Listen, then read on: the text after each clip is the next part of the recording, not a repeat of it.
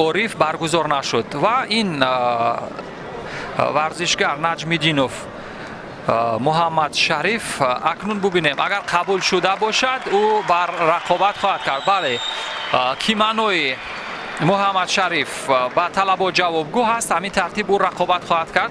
یک بار دیگر یادآور میشم که با جودوگی سفید است محمد شریف نجمیدینوف، ورزشگر ناماشنای تاجیکی با تخلص خیرس میان پهلوانان و هواداران جودو شناخته شده است. او در برابر اسحاق زاده حسن رقابت میکند.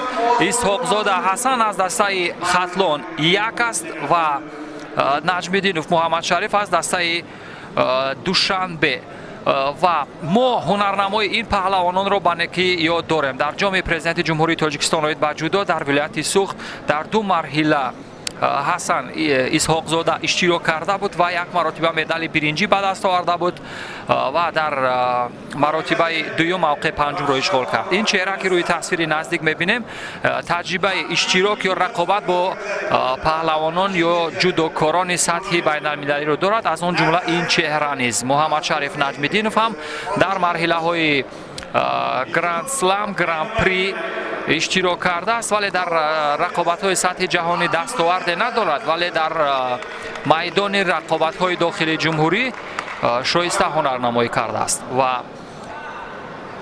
چند لحظه هم با این ورزشگران خاطررس شدند یا یادرس کردند که باید همون کیمانو یا همون لباس ویژه ورزشی آنها با طلبات جوابگو باشد و رقابت ها طبق قوانین فدراسیون جهانی جودو صورت بگیرند.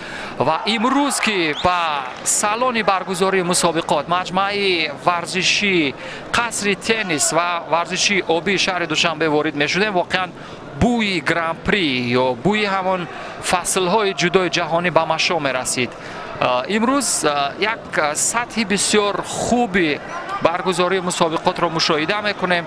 دستاندرکاران هم خیلی مهنت کردند و این رو هم واقعا وقت روی تصویر میبینه دوستان و یک برداشت زدن او رنگ از توی محمد شریف نجمیدینوف بود تا کدام اندازه داوران در این مورد قضاوت میکرده باشند. داور مرکز میگوید که باید نوارهای سوز کرده شده رو ببینیم و در این مورد قضاوت کنیم.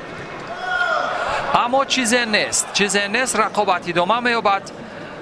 او را نگه یا همان برداشت و پرتاب امتیاز نداشت. یک بار دیگر به همون روش و وزاری او را نگه خیرس همون عمل کردی و تسلیم می شود. خیرس در فرم معمولی خود هست.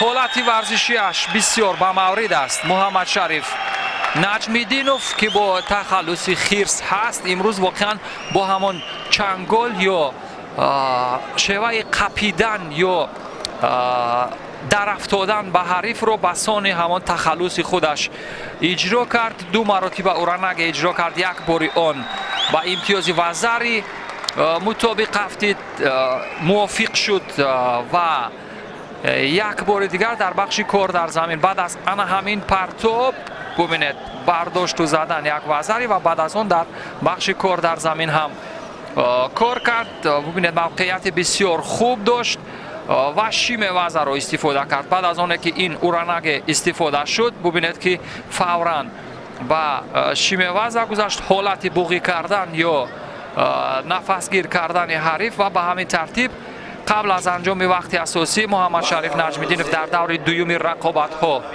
دستی بالایی را داشت، موفق شد همین ترتیب دور